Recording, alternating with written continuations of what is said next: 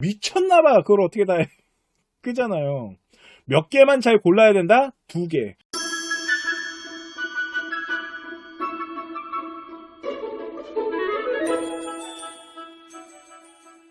자, 마지막 세 번째 이야기인데요. 우리 아이에게 맞는 전형을 찾으시는 게 되게 중요합니다.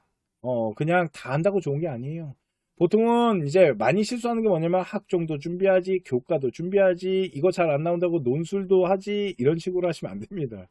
우리 아이한테 제일 잘 맞는 전형이 있습니다. 그 전형을 어떻게 구성할 건지. 그래서 보통 전형을 구성할 때는 2개 정도 전형을 구성하는 게 가장 정석이고요. 정시라는 이 부분, 수능을 가지고 안정권을 바칠 건지 안 바칠 건지. 만약 우리 아이가 6학종을 간다라면 수능 가지고 우리 아이 안정권을 바쳐야 되잖아요. 그것도 2개의 전형을 가져가는 거잖아요. 그렇기 때문에 우리 아이한테 가장 잘 맞는 전형이 무엇인지 이 부분에 대해서 좀 찾는 거를 좀 알려드리도록 할게요. 자, 첫 번째. 이거는 뭐냐면요. 대학교가, 몇 개 대학교가 분석을 좀 한 겁니다. 항목별로 종합경 검사를 해갖고요. 이제 대학교가 선호하는 게 무엇인지 이걸 알아야지 앞으로 대학교가 어떤 식으로 입시를 가져갈 건지가 보이는데, 보시면은 GPA가 뭐냐면요. 아이 이제 학업 능력이에요. 쉽게 말해서 이제 학점 얼마나 땄냐. 자, 봤을 때 학점을 잘 따는 아이들, 대학교에 갔을 때 학생부 종합전형으로 간 아이들이 학점을 잘 딴대요. 그 다음에 교과전형, 그 다음에 논술, 그 다음에 정시예요. 그런데 보세요. 진짜 대학교가 중요시하는 게 있어요. 이거 전체 다 볼 필요도 없어요. 대학교가 왜 학종을 선호하는지 지금부터 보여드릴게요. 첫 번째, 대학교는요. 일단 GPA, 아이의 학업 능력을 봐야겠죠. 그죠? 두 번째 보는 건 뭔지 아십니까? 대학생활의 만족도예요. 대학생활의 만족도가 없으면 아이가 학교를 때려치거든. 그거를 보여주는 데가 어디다? 정가율이나 뭐 이런 것들, 재정률 이런 거겠죠. 그런데 보세요. 종합이 위상위권 클래스 거의 다 먹고 들어가죠. 그잖아요. 그러다 보니까 전공에 대한 만족도나 대학생활의 만족도나 아이의 학업 같은 경우를 다 종합이 많이 가져가고 있다는 거예요. 그러니까 대학교는요, 학생부 종합 전형을 선호할 수밖에 없어요. 그러다 보니까 인원을 선발하는 데 있어서 학생부 종합 전형을 안 내리고 싶은 거예요, 지금. 걷다 이제 고교학점제가 진행되면 대학교는 너무 좋겠죠. 자, 그러면 보세요.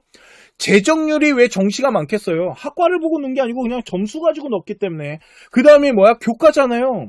그러니까 정성평가가 아닌 정량평가로 들어온 아이들이 재정률이 있고 학교를 때려치는 것도 많아요. 두 번째, 아이가 전과를 해요. 근데 학생부 종합전형은 전과를 하지 않아요. 전공적 합성을 맞춰서 넣거든. 그러다 보니까 당연히 대학교 만족도가 높을 수밖에 없죠. 그러니까 충성심이 높겠죠. 그런데 전과를 하는 아이들은 뭐냐면 다 수치 갖고 하는 아이들이야. 그러니까 그냥 점수 가지고 대학교를 보고 들어갔다가 전과를 해야 되는 거지. 그러면 학과에 대한 충성심이 약해지겠죠. 그러니까 교수님들은 또 싫거든. 대학교 입장에서야 어차피 우리 학교 안에서 전과하는 거니까 상관없겠지만 교수님들은 개 짜증나죠. 이런 것들. 학업 수행에 대한 어려움도 교과나 논술이 갖고 종합이 세 번째예요. 그잖아요. 그러다 보니까 보시면은 부정적인 거는 정시와 교과고, 아니면 논술 좀 들어가 있고, 긍정적인 거는 웬만해선 종합이 다 우선순위를 먹고 가는 거죠. 이러니까 대학교는 학생부 종합전형에 대한 비율을 낮출 수가 없는 거예요. 자, 그러면 우리가 나중에 6장의 카드를 지원하셔야 됩니다. 그리고 한 번의 기회가 더 있는데요. 6장의 지원은 수시고요. 한 번의 기회는 뭘까요? 정시입니다. 그러면 6장을 지원할 때 우리가 무엇을 중심으로 지원할 건지, 어떤 전형을 넣어야 될지. 그런데 우리 아이는요, 지금 4개를 준비하고 있습니다. 학종, 교과, 논술, 정시. 미쳤나봐. 그걸 어떻게 다 해. 그잖아요. 몇 개만 잘 골라야 된다? 2개. 근데 그 2개를 찾으려면 우리 아이가 잘하는 걸 찾아야 돼요. 그런데 보통은 우리 학생의 기준으로 분석하지 않고 그냥 컨설턴트가 말해주는 거, 아니면은 그냥 옆집 아이가 정시로 서울대 갔대. 그러면 야 너도 서울대? 그러면 안 돼요. 잘 분석하셔가지고 우리 아이한테 가장 적합한 전형이 뭔지를 찾아서 거기에 주력을 가지고 준비하는 게 좋아요. 이해가십니까? 자, 또 보도록 할게요. 그러면 수시와 정시인데 비율을 봤을 때요, 요거 구분할 줄 아셔야 됩니다. 수도권과 비수도권. 그런데 보통 아이들이 목표로 잡는 학교는 어디예요? 수도권이에요. 그죠? 일명 인서울. 아니면 수도권 대학교 중에서도 아무리 그래도 인하대나 아주대나 단국대학교 이 정도 라인, 아무리 못 가도 가천대 이렇게 선을 긋잖아요. 그러다 보니까 아이들이 수도권 대학교를 훨씬 선호하는 부분이 있고, 그 다음에 이제 비수도권이 지역대학교예요. 지역대학교에서도 조금 이제 선호하는 거는 일단 지거국이겠죠. 그 외에는 솔직히 네, 비중이 낮아져요. 그런데 보세요. 교과 전형 같은 경우는 수도권 같은 경우는 20% 정도예요. 그러니까 단순 수치로 뽑는 학교가 그렇게 많지 않다라는 거고, 어디가 절대적이냐면 이제 지역 지방으로 내려가면 다 교과로 뽑아요. 그 이유가 지방 같은 경우는 교과 전형으로 왜 선발을 해야 되냐면 생각보다 학교 수준이나 생기부를 만들거나 학종 준비가 잘 안 되거든요. 또 하나 학생부 종합전형 준비 잘하는 아이들은 다 인서울로 간단 말이에요. 그러다 보니까 나머지 아이들을 가지고 뽑다 보니까 학생부 종합전형으로 뽑기보다는 그냥 단순 내신 등급으로 뽑는 게 훨씬 좋거든요. 거기다가 수능이라는 거 받쳐놨기 때문에 보험을 한번 더 들을 수도 있는 거고. 그러다 보니까 교과 전형을 훨씬 선호할 수밖에 없겠죠. 대신 아까 말했지만 대학교는요, 종합을 선호합니다. 그러다 보니까 수도권 인서울 같은 경우는 종합에 대한 비중이 높아지는 거예요. 29.5%, 거의 30%죠. 비수도권 같은 경우는 아까 말했지만 학생부 종합전형으로 뽑는 것보다 교과로 뽑는 게 훨씬 좋거든요. 그러니까 확 내려가네요. 그죠? 20%가 안 되잖아요, 지금. 자, 그 다음에 이제 논술과 실기인데 일단 패스하고요. 그 다음 수능을 봐야겠죠. 이게 우리 아이 정시니까. 근데 보시면은 정시 지금 막 40%까지 늘린대잖아요. 근데 보시면은 10.3이에요. 어디는 지역지방은. 그러니까 정시보다는 어떻게든 수시 교과로 뽑고 싶어 하고. 대신 서울 같은 경우는 30%네요. 그러면 보세요. 정시 비중이 지금 가장 높은 거예요.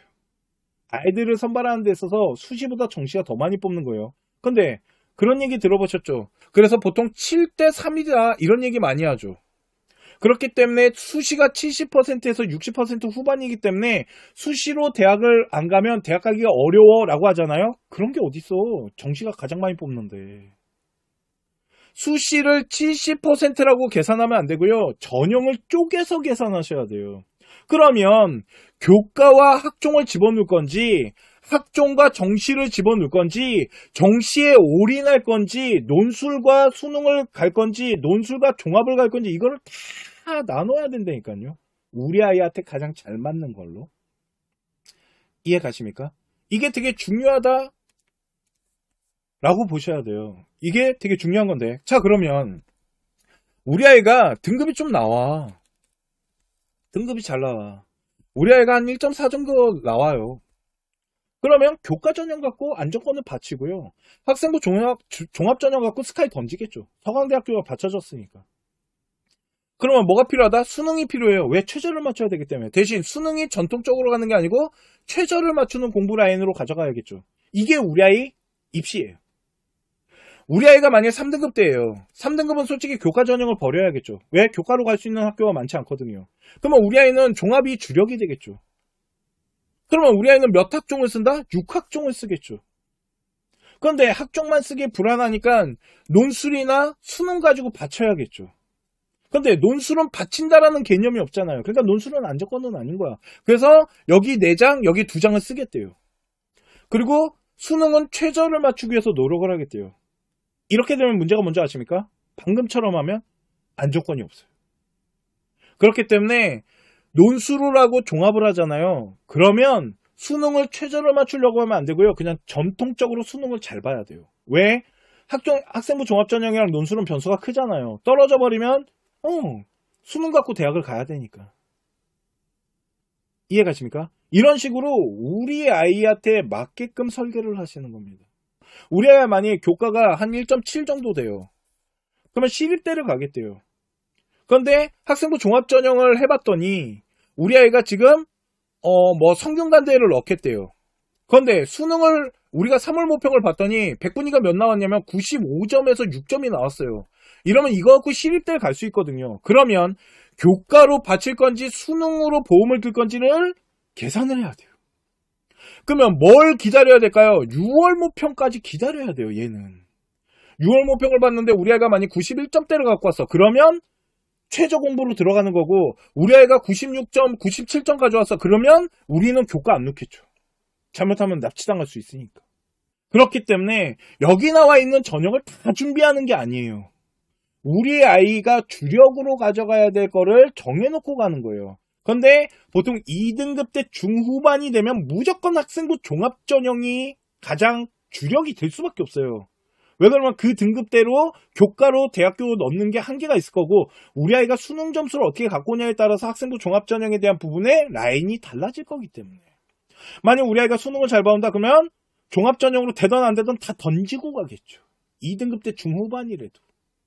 이런 부분들이 있는 겁니다. 그래서 무조건 막 교과도 해야 되고 종합도 해야 되고 논술도 해야 되고 수능도 해야 되고 이럴 필요 없으시다는 거예요. 딱 필요한 것들에 대한 부분을 잘 구성해서 준비하는 게 되게 중요하겠죠. 이해 가시죠? 자, 오늘 제가 준비한 방송은 여기까지이고요. 마지막 세 번째 이야기, 우리 아이한테 가장 잘 맞는 전형이 무엇인지를 분석했을 때 그거를 주력으로 활동 라인을 구성하고 계획해서 어느 정도 비중을 갖고 활동할 수 있게끔 잘 계획을 잡으셔야 됩니다. 대한민국에서 입시는요, 생각보다 정보력도 중요하고 체계적인 관리도 중요하고 계획도 되게 중요합니다. 무조건 다 많이 한다고 좋은 게 아니에요. 그러니까 이런 부분들을 좀 잘 체크를 하셔서 딱 맞춤 형식으로 잘 운영하셨으면 좋겠습니다.